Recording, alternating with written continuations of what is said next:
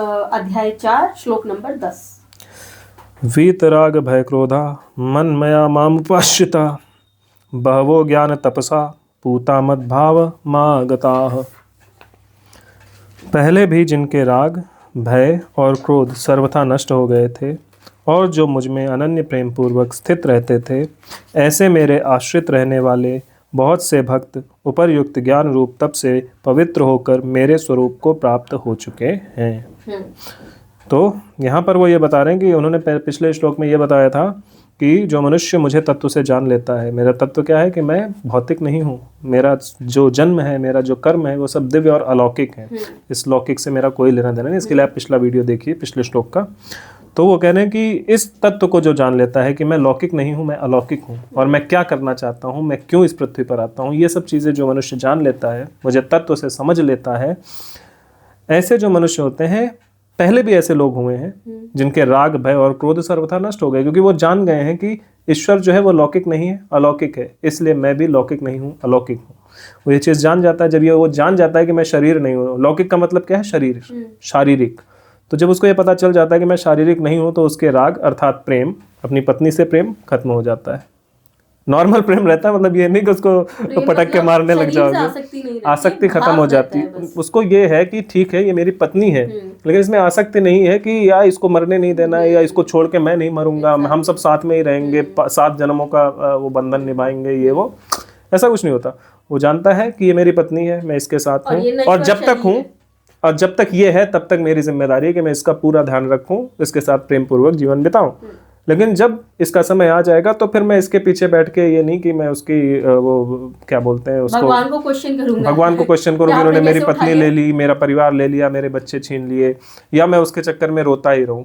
वो चला गया तो नेक्स्ट टारगेट मेरे पास, अगला काम भगवान ने जिस काम के लिए मुझे रखा है मैं उस काम में आगे बढ़ जाऊंगा। तो उनका राग ज्यादा वो बंधनों से छूटा हुआ महसूस, राइट। तो उसके राग, इस तरह का जो राग होता है वो खत्म हो जाता है। क्यों? क्योंकि वो सत्य जानता है। उसको ये भी पता है कि ये जो शरीर है ये मेरी पत्नी नहीं है, इसके अंदर जो चेतना है वो मेरी पत्नी है, और वो मरी नहीं है, वो वहीं गई है जहां मैं भी जाने वाला हूँ, उसी ईश्वर के पास। तो इसलिए वो कहते वेट करता है कि ठीक है, जिस दिन मुझे इस शरीर से मुक्ति होगी मैं तो उसी के पास जाने वाला हूँ। तो उसका राग खत्म हो जाता है शरीर से, उसका राग ईश्वर से हो जाता है, क्योंकि वो पत्नी भी ईश्वर में ही मिलने वाली है और वो स्वयं भी ईश्वर में ही बाद में मिलने वाला है। तो उसका राग खत्म हो चुका होता है, उसका भय खत्म हो चुका होता है। जिसको पता ही है कि ये मैं शरीर नहीं हूँ, तो ये शरीर रहे ना रहे उसको किस बात का भय, कोई भय नहीं, राइट। उसका भय खत्म हो जाता है, उसका क्रोध सर्वथा नष्ट हो जाता है। क्रोध क्यों होता है? क्रोध इसलिए होता है कि आप, भय के कारण क्रोध होता है, राग के कारण क्रोध होता है, और क्रोध होने का सबसे बड़ा रीजन भी शरीर ही है, लौकिक। कभी भी आप किसी को इसलिए क्रोध करते नहीं देखोगे कि वो कुछ सत्य, धर्म, ईश्वर की बात करना चाहता है। वो क्रोध तभी करेगा जब वो लौकिक चीज़ों की बात करना चाहता है। एक रिलीजियस आदमी आप पे क्रोध तब करेगा जब वो उसको ये लगेगा कि मैं जिस रिलीजन को फॉलो कर रहा हूँ, इस रिलीजन पे कोई क्वेश्चन कर रहा है, रिलीजन पे उसको क्रोध आता है। उसको गॉड से कोई लेना देना नहीं होता।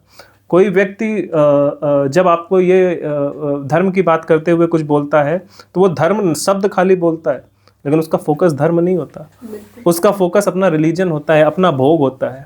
क्योंकि उसको पता है कि अगर गलती से भी इन लोगों ने, जो लोग बात कर रहे हैं, इन्होंने मेरे रिलीजन, मेरी परंपरा, अगर इसके बारे में ये बोल दिया, अगर वो गलत है तो सही है तो कुछ नहीं, अगर वो गलत है और उसके बारे में आप क्वेश्चन करने लग गए, तभी उसको क्रोध आएगा। उसको क्रोध क्यों आएगा? क्योंकि उसको इस बात का डर है कि अगर ये थॉट प्रोसेस या परंपराएं खत्म हो गई तो मेरी जो भोग की प्रवृत्ति है ये खत्म हो जाएगी और मैं नहीं कर पाऊंगा। लोगों से ही तो भोग प्राप्त करते हैं ये लोग, तो वो भोग खत्म हो जाएगा। नॉर्मल लाइफ में हमें क्रोध किस पे आता है? मैंने पानी मांगा अपनी वाइफ से, उसने पानी नहीं दिया, क्रोध आ गया।